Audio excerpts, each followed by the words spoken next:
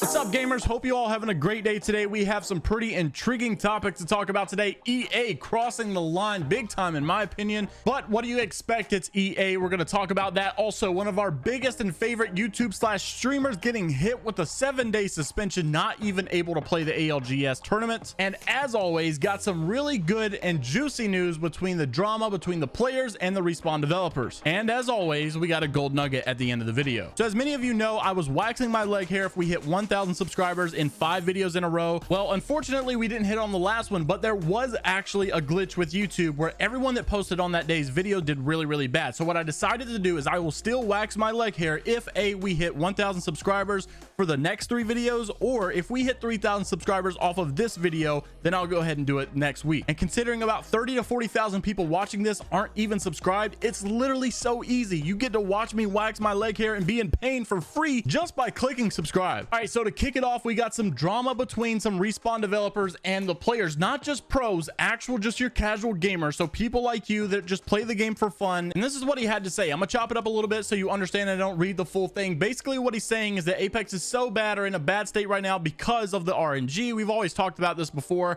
You know, we really need to start with like basically what Locked and Loaded was. All he's pushing for here is for Locked and Loaded to be permanent. Respawn has already talked about doing that, so I don't know why this guy's freaking out. But a Respawn developer actually tweeted this, Daniel Klein, saying, "Come do game dev where internet randos explain your job to you. The irony is dead." And so as always, with this tweet, it divided people into 2 separate groups, or honestly even a third group, which I think I'm a part of. Number 1, you completely agree with the guy and hate Respawn. Number 2, you agree with Respawn and hate this guy. Or number 3, you think the guy's right, but he's a little overboard with the way that he's talking to Respawn here. Things like, I don't know why you cater to bad players. You need to make Locked and Loaded permanent or else it 100% will not be played in a decade. Basically giving good valid points, which by the way, I do agree with, just delivering the message in a more bashful way. So when Daniel tweeted this, making light of the situation, you had people that would agree with Daniel and people that would say this guy's out of his mind. And then you would also have people that came in the comments saying, look, this guy's not wrong. He just decided to share his opinion in a bad way. I'm pretty sure that he's right. The 99% of the good players want the LTM to be permanent. Maybe remove the Mozambique as a starting weapon though.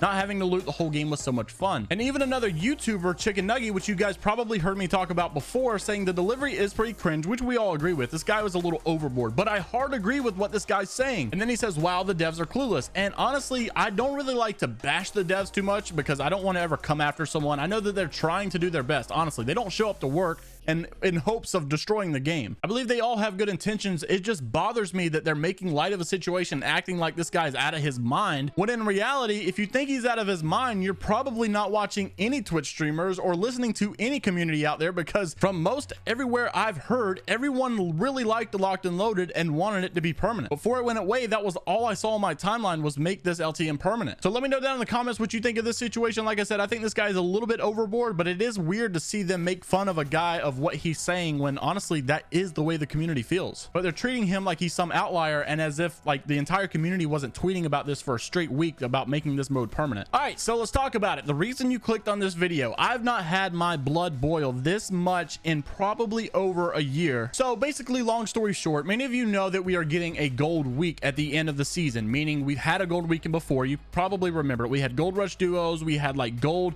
weapons only, where it was only like legendary weapons. It was super fun. Kraber Mastiff every game. It was so fun back then. So during that week, we're going to be getting recolor skins, and a lot of people have been questioning because they've heard rumors that these recolors actually won't be able to be bought with legend tokens. And Shrugtall has confirmed that this rumor looks to be true. A guy named Strife on Twitter saying, is it true that we won't be able to use the legend tokens to get the Octane and Bloodhound recolors? And Shrugtall said, yes, they don't appear to be sold for tokens, rather Apex coins. To which he replied, that's a huge letdown and complete garbage. Yeah, that's what he said. So if you're still not understanding, basically EA pulling another money hungry move where instead of having a legendary skin and then you can just go ahead and buy that recolor with legend tokens, now you're gonna have to rebuy the entire skin just for the recolor. So for instance, if you wanted to buy Flashpoint and you already had the Vengeance Seeker, all you had to do is just use your legend tokens. But now you're not going to be able to do stuff like that. You're going to have to buy the actual skin itself. So instead of people saving money like they were hoping to do with legendary skins that they already had, and they could just buy the recolors with legend tokens that they already had, EA said, absolutely not. I want you to pull out that credit card and swipe it again. So maybe I'm missing something. Let me know down in the comments, but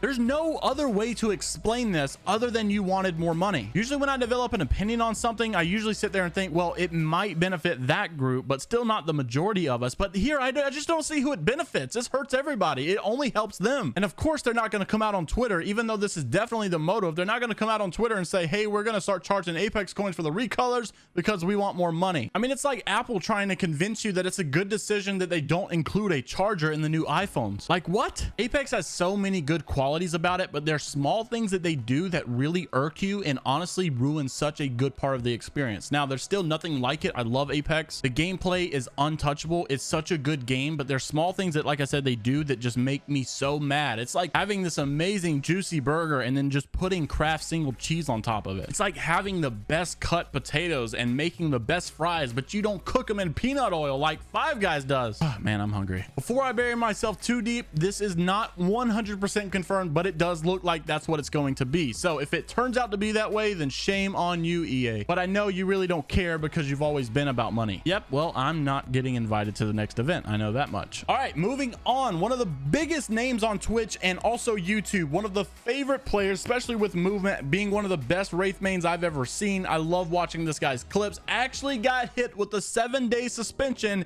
and cannot play in the ALGS. Now, to be honest, I need your comments down below. Someone pronounce this word for me. Is it Faide or Faide, or I don't really know how to pronounce his name. I guess we'll just call him Faide. But many people know him. As soon as Asu left the scene, Faide came on the scene and kind of took over Asu's spot. I mean, a lot of people argue not the same, but still, this guy's cracked out of his mind. And this was the notification that he got. Hello, we want to notify you that we found your EA account to be in violation of our rules of conduct. While reviewing your account, we identified the following violation on Origin: inappropriate reference, hate speech directed for saying the word that you see on screen now. And I'm not going to say it just because I don't want it to be taken too seriously, and then maybe YouTube flips off and say, you put this word in your video, we're going to demonetize it. I don't really know how it works. I'm just not even going to take the chance. And my only concern with this is, like, why not a chat ban? Why not banning someone from being able to use communications with the Apex Legends? Why ban their actual game experience? And Rocket League started this a couple months ago, and it ticked me off so much. They started banning people for just saying words to your teammates if they were being dumb. If the guy wasn't rotating and you call them out on it, they just, oh, that's hate speech and you're banned. Like, come on, dude. Not even a chat or communication ban, just banning you from the game. Why did we normalize that? Now, there are some situations and some circumstances that I completely understand, but it's leading to the point where eventually you're just going to get banned for calling your teammates stupid. I mean, come on, like, what is this? And if it gets out of ban like really bad, just permanently ban them on chat. I don't know, maybe I'm wrong, maybe you guys disagree. Let me know down in the comments. I'm always open for discussion. I don't ever think that I'm dogmatically correct in every situation. I'm open to see what you guys have to think about it. Maybe I'll change my mind. All right, guys, welcome to the gold nuggets part of the video. If you made it, comment down below gold nugget. I'm going to be replying to some more gold nugget comments like I did in the last video. We have 2 gold nuggets. One is just a really cool picture I want you guys to see, and number 2 is an opinion I want to get from you guys and girls, because apparently I didn't know I actually have a 3% female viewership. That's cool. So the first one we're going to talk about, pro player Monsoon giving some really big controversial ideas on Twitter, saying removing the Kraber from comp Apex might be a good idea.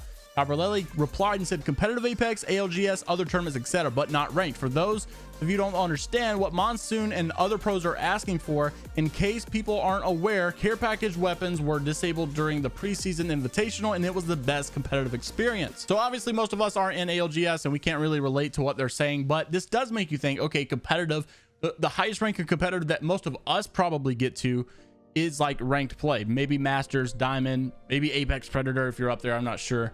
But that makes you wonder, what do you guys think about this for ranked? I mean, if it does create a much better competitive experience for ranked, I mean, for ALGS, why wouldn't it make a better experience for ranked? I don't know. Personally, I love the Kraber, one of my favorite weapons ever. It definitely is a lot of fun to have. But is it really a good weapon for battle royale? Is it a good weapon for any kind of competitive mode like ranked? With it being so high powered, maybe it's only best that we keep it for arena modes coming out next season. All right, and the last gold nugget I want to show you guys, this is a really cool picture. I thought early Olympus layout exploration here. Originally the map blockout was very random and chaotic looking. This was a first attempt at organizing the chaos of a battle royale map in the sky. Good times. Also here, some very early rough blue sky concepts. Look at some of these pictures that we had of Olympus. So this is like a little mini map. The map looks completely different from what we have now, but it does look pretty cool. Then we have some of these other pictures and the map just looks totally different from what we have now. Looks really, really cool.